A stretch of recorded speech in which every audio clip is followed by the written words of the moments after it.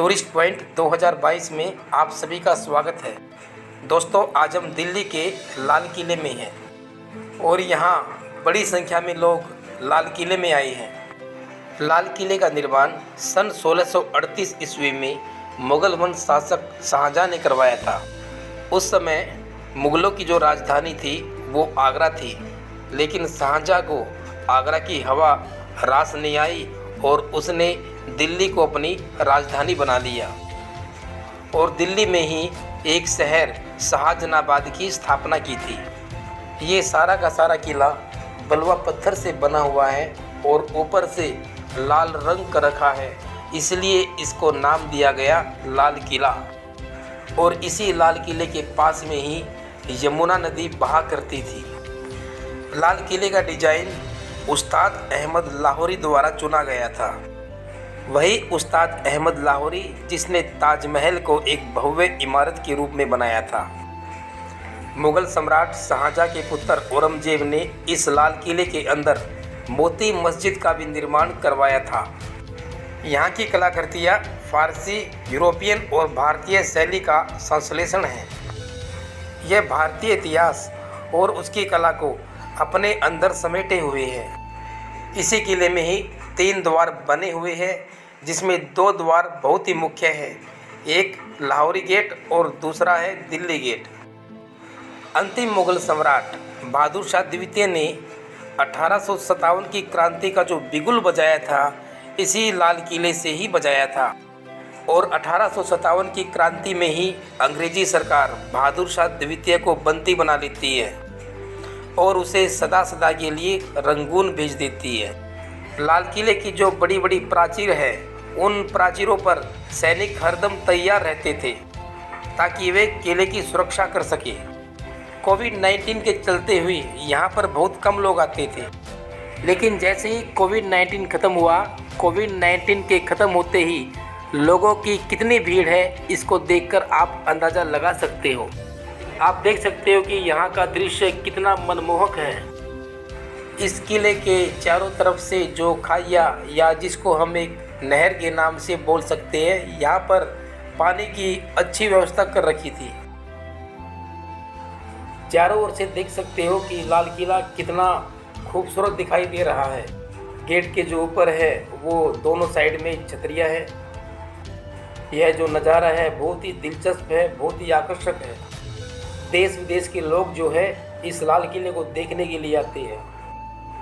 UNESCO ने लाल किले को विश्व धरोहर में शामिल कर रखा है। और ये है लाल किले के अंदर का बाजार। यहाँ पे बहुत सारी शॉप लगी हुई है और अनेक तरह के प्रोडक्ट यहाँ पर बिक रहे हैं। आप देख सकते हो कि बाजार भी कितना खूबसूरत बनाया गया है।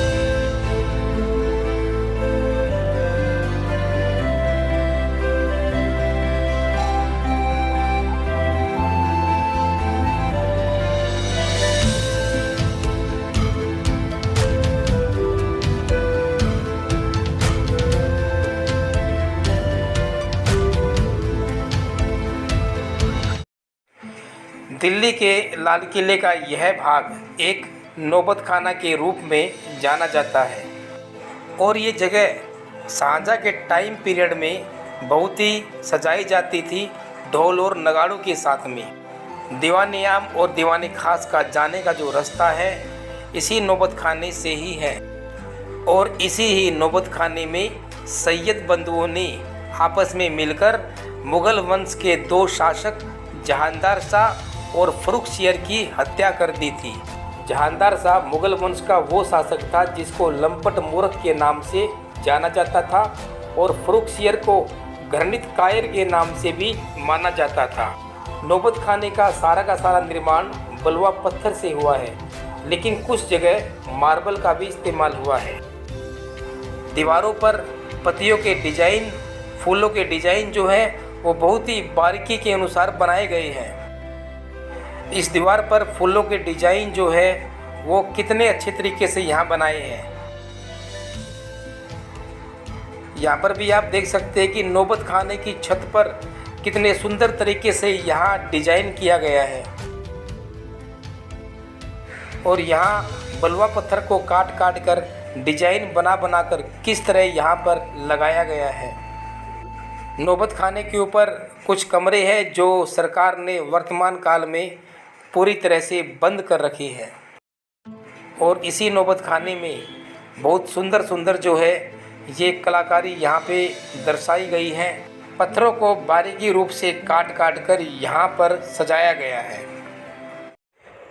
इस साइड में मोती मस्जिद है और इसका निर्माण शाहजहां के पुत्र औरंगजेब ने करवाया था।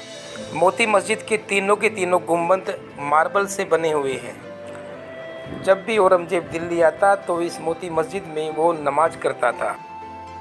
मोती मस्जिद का दरवाज़ा पीतल का बना हुआ है। ये बलुआ पत्थर का बना हुआ महल, जिसको जफर महल के नाम से जाना जाता है, बहादुर शाह द्वितीय ने अपने पर्सनल कार्यों के लिए इस महल का निर्माण करवाया था। इस महल में आने जाने के लिए एक पुल था, लेकिन सन 1857 की क्रांति में अंग्रेज़ों ने उस पुल को गिरा दिया था। इसी महल के साथ एक नहर भी कनेक्ट थी, जिसको नहर-ए-बशियत के नाम से जाना जाता है और नहर-ए-बशियत यमुना के साथ में कनेक्ट थी।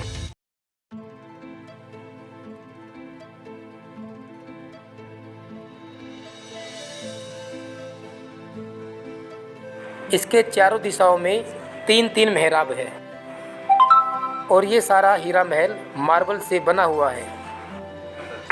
लाल किले के अंदर कुछ जगह पर उद्यान है और ये 4 बाग शैली से बने हुए हैं। किले का यह जो भाग है ये राजगद्दी के पीछे की ओर शाही निजी कक्ष है। इस क्षेत्र में पूर्वी छोर पर ऊंचे चबूतरे पर घने गुंबददार इमारतों की कतार है। ये जो मंडप है ये छोटी सी नहर से जुड़े हुए है। इस किले में एक नहर थी जिसका नाम था नहर-ए-बहिशत और यही नहर यमुना नदी को कनेक्ट करती थी। नहर-ए-बहिशत की योजना मूल रूप इस्लामी रूप से थी, लेकिन ये हिंदू वास्तुकला को भी प्रकट करती है। यहाँ अच्छे ढंग से मेहराबों को उकेरा गया है। ये सारा का सारा मेहराब मार्बल से बनाया गया है। पत्थरों को बारीकी रूप से काट कर किस तरह सुंदर डिजाइन किया गया है। पत्थरों के ऊपर कितनी सुंदर रूप से फूल पत्तियाँ बनाई गई है। ये जो महल है इसको खास महल के नाम से जाना जाता है और इसी महल पर ही बादशाह का निवास स्थान था।